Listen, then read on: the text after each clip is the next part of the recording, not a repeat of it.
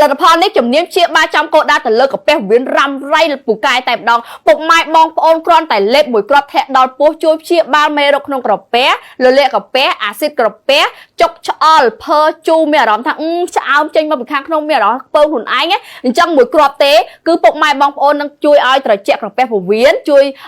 សះដំបៅក្រពះវៀនយើងបានជាលឿនក្នុងរយៈពេលខ្លីហើយយើងហូបអីទៅឡើងចុកឡើងឆ្អល់ឡើងក្រហាយអញ្ចឹងពុកម៉ែបងប្អូនទាំងអស់គ្នាដែលកំពុងនឹងជួបបញ្ហាឈឺក្រពះវៀនរ៉ាំរ៉ៃខ្ញុំសូមណែនាំជំនួយនឹងផលិតផល Defoxer មកពីប្រទេសបារាំងនេះគឺថាពូកែខ្លាំងមែនទែនពុកម៉ែបងប្អូនគ្រាន់តែលេបព្រឹកមួយល្ងាចមួយក្រពះវៀនរបស់ពុកម៉ែបងប្អូនគឺផ្សះជាលឿនតែម្ដងចង់ដឹងព័ត៌មានកាន់តែច្បាស់សូមពុកម៉ែបងប្អូនឆាតមកចូល page អ្នកគ្រួឥឡូវនេះនឹងទទួលព័ត៌មានកាន់តែច្បាស់ហើយបានជួបសាកសីដែលគាត់ប្រើជាជាមួយនឹងផលិតផល Defoxer មកពីប្រទេសបារាំងនេះជាពិតៗទាំងអស់គ្នាបញ្ហាកាពះពោះវៀនហ្នឹងយូរហើយ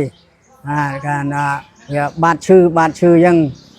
យូរឆ្នាំមកហើយរឿងរោគកាពះឥឡូវបានឆ្នាំនេះបានខ្ញុំប្រើទៅហើយហូបទៅវារយៈពេល4វាមួយអាទិត្យទៅ10ថ្ងៃជាងនោះរៀងធូរស្រាលមួយចំនួនហើយណាបើថាអាចប្រើទៅអស់មកកំប៉ុងនោះហើយជាគ្រាន់ណាព្រោះមានអារម្មណ៍ថាប្រើថ្នាំនឹងត្រូវខ្ញុំចុកក្នុងកាពះពោះវៀនក្តៅក្នុងដើមទ្រូងតបពីខ្ញុំបានប្រើមកបានជាសះស្បើយ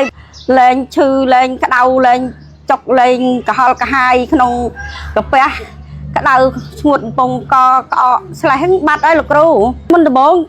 ខ្ញុំថាអត់ជឿដល់បានប្រើទៅជឿលោកគ្រូច្បាស់មែនពិតប្រាកដមែនខ្ញុំសូមផ្ដាំផ្ញើទៅបងប្អូនទាំងអស់គ្នាតែមានជំងឺរោគដូចខ្ញុំនេះសូមឲ្យ